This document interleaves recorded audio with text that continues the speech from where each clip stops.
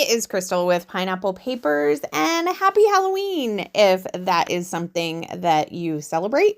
Um, I just don't like Halloween. It's not like I prevented my kids from celebrating. I don't do scary, I think is one of the main issues.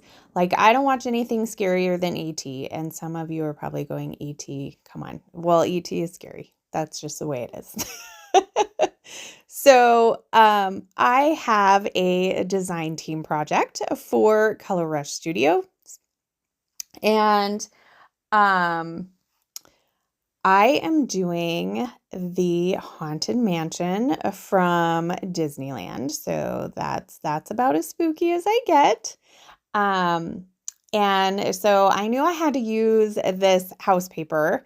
And of course, I had to gut it because there's this awesome yellow polka dot on the background. And I'm doing a white center. Now, I wanted to make sure, normally I would do a thin border, but I wanted to make sure that you see a row of houses on the top as well as the bottom, because I really want you to see this paper. And I decided to take some of the frazzle and I'm going to put it on two of the sides. I decided not to go all the way around, just a little extra coming out of the sides. So what I did was I just put my tape runner down just to kind of get it kind of initially stuck. The tape runner is not going to hold it, but then I will glue the whole square down. So that will keep it down. So originally, so I had a couple of different ideas with this layout. I have two photos. They are 3x4s of the outside. And I was thinking I wanted to do kind of like two different shelves, right? So that was my initial thought. So I was thinking I wanted a shelf on the bottom and a shelf on the top here. And then I was like, oh, I have to use this spooky house acrylic. Like, it's just perfect. And so then once I did that, I was like, you know what? It's going to be a grid layout. It was just screaming a grid layout to me. So I went ahead and I grabbed a couple of the cut apart tags, and I'm going to put one behind each of those photos. Now I have a little piece from the cut apart sheet that has the bats on it, and I'm going to use that on that bottom. So there's a little bit of a shelf going on, and I will find another piece of it as well to put on the upper picture. And when I saw the bats on that paper, I was like, oh, I need to bring in those acrylic bats, right? So I'm going to bring those in with my title that says Boo-tiful. And I decided that one of those acrylic ghosties needed to be coming from the house. And then I also put one of those ephemera houses down, but that's not going to stay. That's just a little too much. And it just didn't look right. So here I am going to mat my photos in that yellow polka dot paper, and I'm going to mat it terribly. So I have to rip it up and put it back down, which is not really an uncommon thing for me, I feel like. So when I get these matted, I'm going to have two squares left over. And so they are going to be the squares that I am going to use for my little house and my title. So I'm just going to make sure that they're the same size.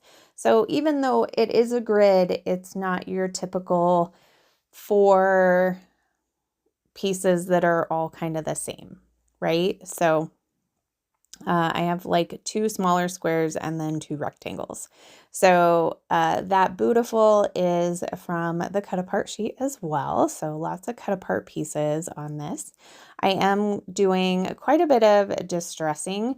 I actually didn't distress the white background paper, which is kind of interesting for me. And I'm looking at it and I really don't think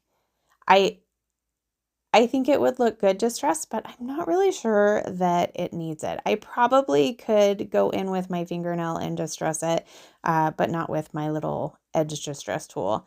So I'm also distressing the tags, and then I am going to go ahead and punch some holes in it. Now my hole punch isn't the same size, which actually I think works out for the better, because then it almost looks like it has that hole reinforcer already around it. So as long as I can get my hole punch to be in the center, that's how it's going to look. I did distress my title as well. So I'm going to go ahead and I believe kind of put, oh, this is where I find that little extra piece so that I can have a little shelf for that as well. I was contemplating giving my title a shelf, but I'm not going to do that. So I'm going to go ahead and put this kind of all back together, and then I'm going to start with some embellishing. So I don't really want to see what is on that tag, so that cute little bat is going to go up there. And then I'm going to make a little embellishment cluster down here on the bottom. I'm going to use a skull, and I'm going to use one of the pumpkins, because you can see quite a few pumpkins in the picture. And I'm also going to get one of the cute little cats.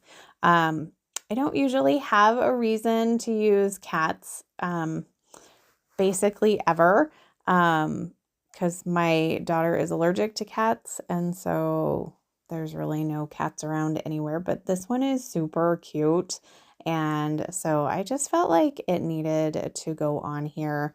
And I get one of the little gold spiders on as well, so that's going to kind of complete that cluster.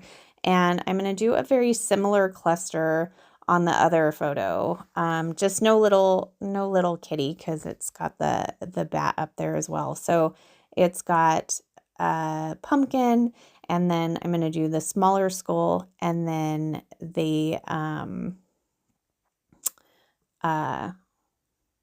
spider.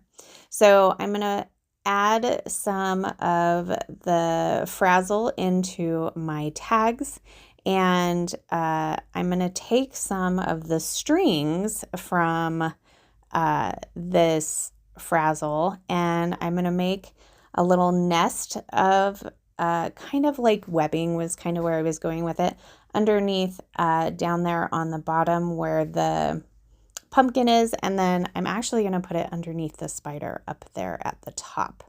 So that is just about it. I just decided that I needed some pom-pom trim to have